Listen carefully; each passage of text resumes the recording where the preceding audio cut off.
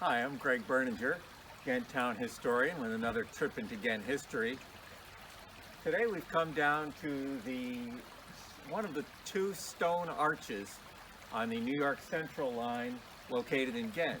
Most of you have seen the one on Archbridge Road south of here. This is the other one. We're about a half a mile south of Koenig Road. Tice Hill Road would be the next road that way. And this bridge was built here 167 years ago. And it's something to imagine the workers that were here in Ghent.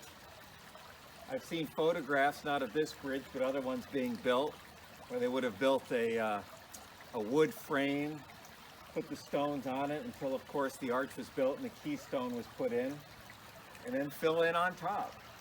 It's remarkable to think of the workers who were here, and then all the people who traveled over this line, going from New York City to Chatham, Chatham to New York City, and all over the globe, really, on what was an extensive rail system in our country.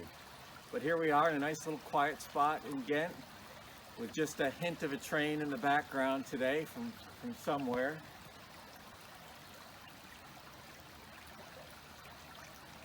It's just nice to think about.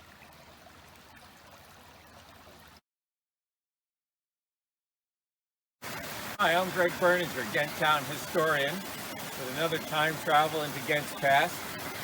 Today we've walked about a half a mile down the New York Central line, or the more easterly of Ghent's two train lines, former train lines, to the Arch Bridge. Now, this is not the Arch Bridge you're familiar with further south on Archbridge Road, but we can consider this a sibling bridge to that one.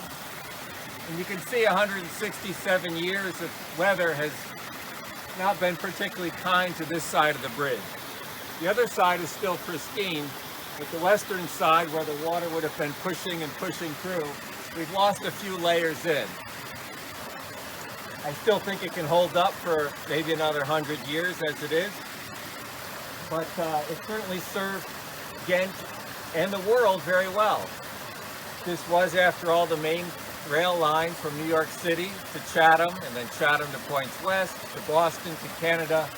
Tens of thousands, hundreds of thousands of people would have seen this really beautiful part of Ghent from steam engines for most of its history, and then for diesel engines. And trains were running up and down here from about 1852 up until I think it was 1976, the last freight train ran south through here to New York City. That way, west of here was the Boston and Albany line, later a part of the same system. And we'll have to make sure we go over and explore that in another episode of Ghent Time Travel. Again, I'm Greg Berninger, your town historian.